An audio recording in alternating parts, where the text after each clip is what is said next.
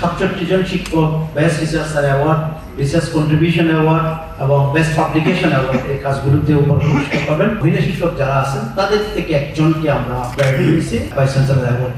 22 June হচ্ছে বিশ্ববিদ্যালয় দিবস, যেটা আগে 15 জুলাই পালন করা হতো, এবং আগে যেটা ছিল এটা হচ্ছে বিশ্ববিদ্যালয় আইন যখন পাশ হয়েছে সেই হিসেব করে 15 জুলাই ছিল।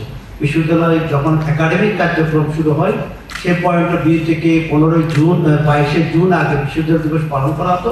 বিভিন্ন কারণে আগে প্রশাসন এটাকে 15 জুলাই করেছিল। আমরা আশা করি এটাকে যেদিন একাডেমিক কার্যক্রম শুরু হয়েছে 2006 সালে সেই দিনেই আমরা এখন আবার 22 জুনে নিয়ে এসেছি।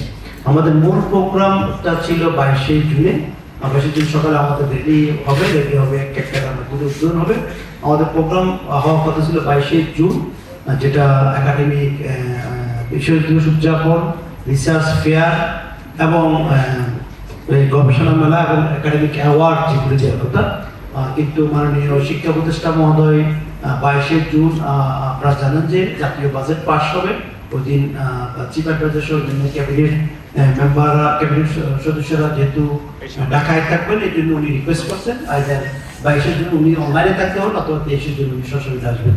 এই জন্য আমরা 23 জুন সশরীরে প্রোগ্রাম করার জন্য আমাদের বিশ্ববিদ্যালয় যাতে ভিজিট করে বিশ্ববিদ্যালয়ে কী কাজ হচ্ছে এখানে যাতে দেখে, এই জন্য আমরা ওনার সময়ের সাথে মিলিয়ে 23 জুন হচ্ছে আমাদের বিশ্ববিদ্যালয় দিবস উপলক্ষে যে আলোচনা সভা, ওখানে উনি প্রধান অতিথি উপস্থিত থাকবেন এবং উনি আমাদের বিশ্ববিদ্যালয়ে 20 বছরের ইতিহাসে প্রথমবারের মতো রিসার্চ ফেয়ার, যেটাকে আমরা বলি বিশ্ববিদ্যালয়ের প্রত্যেকটা ডিপার্টমেন্ট এবং ইনস্টিটিউট তাদের এই কী কাজ করে, কী গবেষণা করে, কী ছাত্রছাত্রীদের জন্য কী করে এবং ওভারঅল কার্যক্রমগুলো কী কী, আমাদের 33টা ডিপার্টমেন্টে 33টা স্টল থাকবে।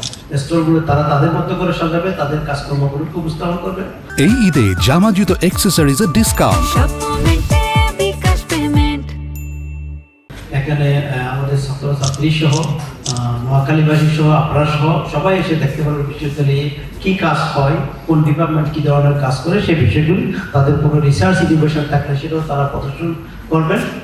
একই সাথে আমরা বিশ্ববিদ্যালয়ে প্রথমবারের মতো এই 20 বছরের ইতিহাসে প্রথমবার মতো ডিনস অ্যাওয়ার্ড, বিশেষ করে যারা অনার্স লেভেলে ভালো রেজাল্ট করে, অনার্সে যাদের কোনো ব্যাকলগ বলে আপনার কোনো ইমপ্রুভমেন্ট না দিয়ে সবগুলো সাবজেক্টে কোনো ইমপ্রুভমেন্ট না দিয়ে অনার্সে প্রক্রিয়ায় ভালো রেজাল্ট করে, তাদের জন্য আমরা প্রথমবারের মতো বিশ্ববিদ্যালয়ে ডিনস অ্যাওয়ার্ড চালু করছি এবং 31 জন শিক্ষার্থীকে আমরা বিভিন্ন ফ্যাকাল্টি এবং ইনস্টিটিউটের 31 জন শিক্ষার্থীকে আমরা ডিনস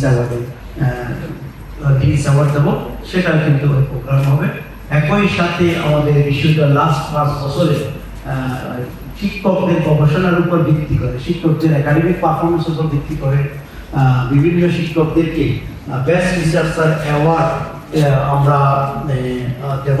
এখানে প্রায় 67 জন শিক্ষক best researcher award, research contribution award এবং বেস্ট পাবলিকেশন অ্যাওয়ার্ড এই কাজগুলোতে উপর পুরস্কার পাবেন। নতুন করে এই বিশ্ববিদ্যালয়ে এখন ভাইস চ্যান্সেলর অ্যাওয়ার্ড, যারা শিক্ষা এবং গবেষণায় ভালো, আরও বেশি ভালো, কম্পারেটিভলি সবার চেয়ে ভালো, তাদের জন্য 3টা ভাইস চ্যান্সেলর অ্যাওয়ার্ড চালু করছে। আমাদের লেকচারার এবং অ্যাসিস্ট্যান্ট প্রফেসর লেভেলের যারা ভালো আছেন তাদের মধ্যে থেকে একজন ইয়ং ভাইস চ্যান্সেলর অ্যাওয়ার্ড, এরকম একটা অ্যাওয়ার্ড, আর অ্যাসোসিয়েট প্রফেসর এবং প্রফেসর লেভেলে যারা আছেন তাদের জন্য ভাইস চ্যান্সেলর অ্যাওয়ার্ড। আর আমরা বিশেষ করে আমাদের ওমেনদেরকে প্রায়োরিটি দেওয়ার জন্য ওমেন ভাইস চ্যান্সেলর অ্যাওয়ার্ড, যেটা আমাদের মহিলা শিক্ষক যারা আছেন তাদের থেকে একজনকে আমরা প্রায়োরিটি দিয়েছি ভাইস চ্যান্সেলর অ্যাওয়ার্ড। সো নতুন করে আমরা 3টা vice chancellor award, deans award এবং রিসার্চ ফেয়ার, এই বিষয়গুলো যেহেতু বিশ্ববিদ্যালয়ের নোয়াখালী বিজ্ঞান ও প্রযুক্তি বিশ্ববিদ্যালয়ের সাথে একেবারেই নতুন। আপনারা জানেন আমরা এর আগে meet with the vice chancellor একটা প্রোগ্রাম করছিলাম, আপনাদের অনেকেই এই প্রোগ্রামে যোগ দিচ্ছেন। আমরা আমাদের মেধাবী শিক্ষার্থীদেরকে তাদের শিক্ষায় এবং গবেষণায় উৎসাহ দেওয়ার জন্য ভাইস চ্যান্সেলরের সাথে একসাথে বসে মত বিনিময় এবং অন্যান্য প্রোগ্রামগুলো আমরা করছি, সেখানে আপনাদের উপস্থিতি ছিল।